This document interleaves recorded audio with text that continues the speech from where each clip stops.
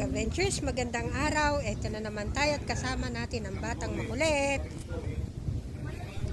Ka-Ventures, nagre-request po ako. Pa-subscribe naman po, pa-like, share, and comment sa ating channel.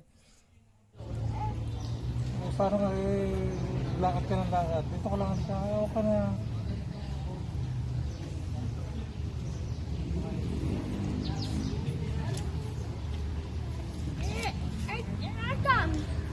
Ang dog.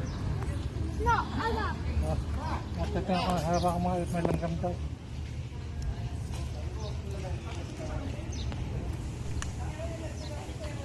Buti itong mag-aman to na alagang-alaga niya itong bunso niyang to. Lagi nga lang napaka-sensitive ng kanyang balat. Kaya konting kate, hindi itchy, langgam. Kahit na lamok ang kumakagat, langgam pa rin ang alam niya.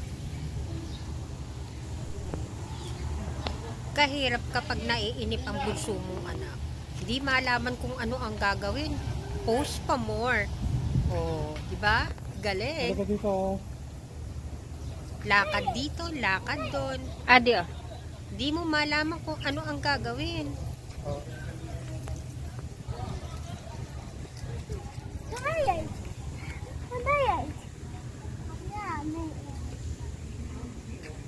Yun pala, nauuhaw na siya. At init na init, sa sobrang init, yan, mauubos na naman niya yan sito na yan. Pangalawa na nga ata yan. Mom, what are you doing? Did you say stop to this dog? Sabihin ba ang aso na stop? Maintindihan ba kaya ng aso yun? Lumalaman kung ano ang gustong sabihin eh.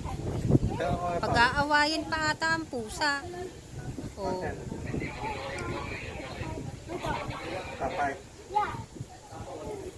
Ingleserong ilaw. Dog, cat ang alam.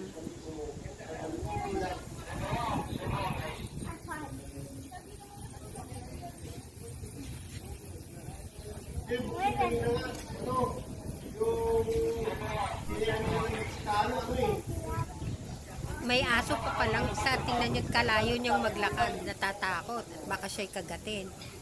Oh, tinan mo, tinuturo na naman niya ang pusa. Ala, talaga lang naman. Pinag-iinteresan ko yung pusang nasa sulok. Nainip. Ayan, tinawag na niya yung kanyang daddy.